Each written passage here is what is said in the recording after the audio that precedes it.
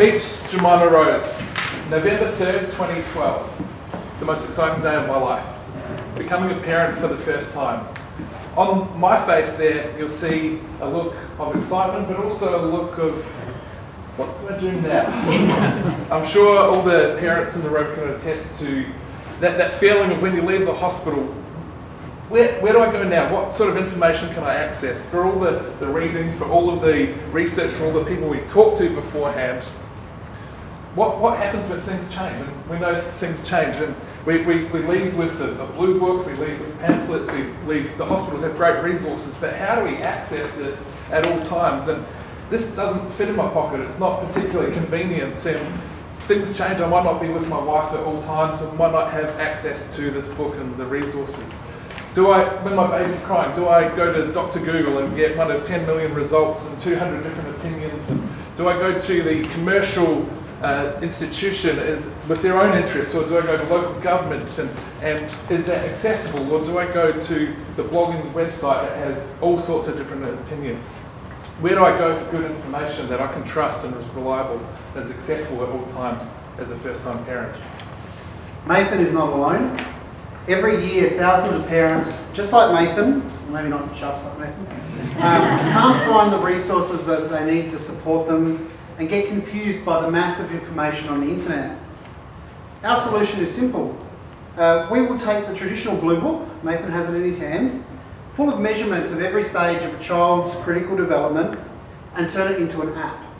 We call this Pocket Blue Book, which would be more impressive to solve. This solves the simple issue of parents forgetting their blue book when they go to doctors and nurses' appointments.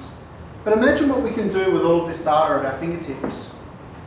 This data can be used to develop a custom profile specific to each child based on their birthday, their sex, whether they were born premature, on time or late, and their measurements throughout critical stages of their development to provide accurate and relevant support to parents when they need it. We can use this data to provide friendly reminders for vaccinations and doctor's checkups. We can use this data to promote government services and resources to parents when they're likely to need them, not all in one hit. We can even use this data to help parents support each other, helping to cope with the pressures of a new child. Parents can even choose to share this data with childcare centres or share it anonymously with us so that we can create real-time averages for the height and weight of children all over South Australia at each point in their critical development. Or we could just use this data to provide parents with a reassuring pat on the back and let them know that they're doing a good job. All of this can be presented in an easy-to-use app with messages of support prompting parents to access Pocket Blue Book, which is designed for a multitude of smartphones in multiple languages to ensure access for all parents. Pocket Blue Book will support and comfort parents throughout their child's development journey.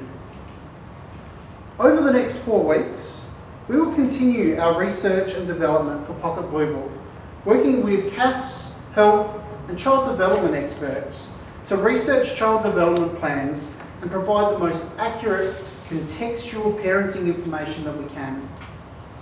We will consolidate trusted parenting resources in multiple languages, ready for publishing in the app. We will also design an easy-to-use interface for Pocket Blue Book, accessible for all parents from all different cultures. In 4 weeks, we will present an interactive walkthrough of Pocket Blue Book and our plan for further development of the app as a valuable government resource for all parents. Now, Mathan, how would Pocket Blue Book have changed your journey as a parent? Ryan, to go from this to having the Blue Book accessible as the Pocket Blue Book would have just given us so much more confidence. My wife and I, and not just us, but also the friends and family that we have, the same-sex couples, the solo parents, to always have access to the latest information. That we could have gone and found that information ourselves, or to come at key critical points, 3 months, 6 months, key milestones that we would be alerted to things to look out for in the development of our child.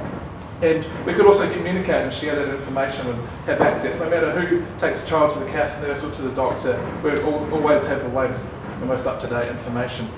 So it would have really just given us a lot of confidence, but also easy access and portability to have it in one hand and at all times.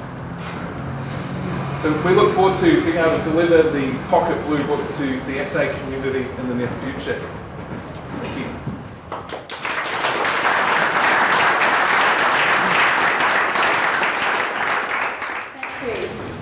Very good. First up.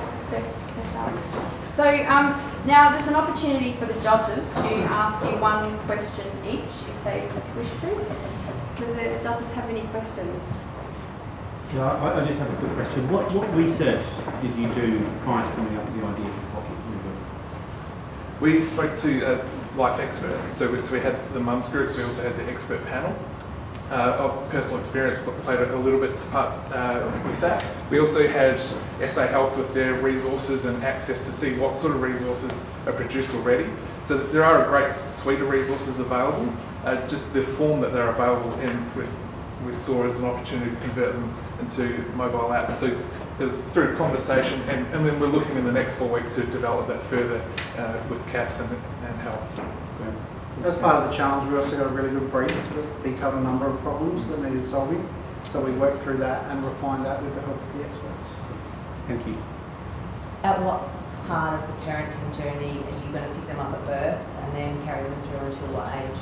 Yeah, we would see it at hospitals. So the point really when we get the Pocket Blue Book, obviously we would have resources and preparation available, so people would know it's that resource available, but we'd make sure it's set up at the hospital and have everything they need to get set up right from birth. And that can be carried right into their teenage years, and some of the parents, when we were discussing the concept, really liked the idea of when their kids got to teenage age and got their own smartphone, being able to hand that information over to their kids. I know my mum just gave me my blue book from when I was a baby, so it sits on the shelf. I don't know how valuable that is, but definitely right through, still need support in those teenage years.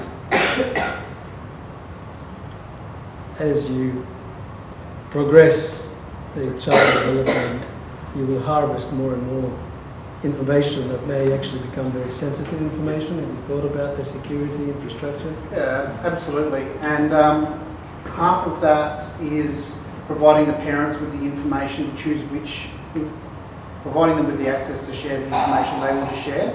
But at the same time, part of our organisation, we work for a not-for-profit called Connecting Up. We have access to lawyers who work pro bono to help us with things like that. So partly it's about giving parents that control, and partly it's about protecting everybody through those agreements. I have a question on your thoughts about the architecture that you might use. To what extent do you think there needs to be functionality on the back end of this as opposed to what's actually on the app on the phone? I guess a lot of the heavy lifting is going to be done by the back end. So web databases. We've looked at the concept of also providing a web front end for people, but most of the functionality for the actual user will be delivered on their handheld device.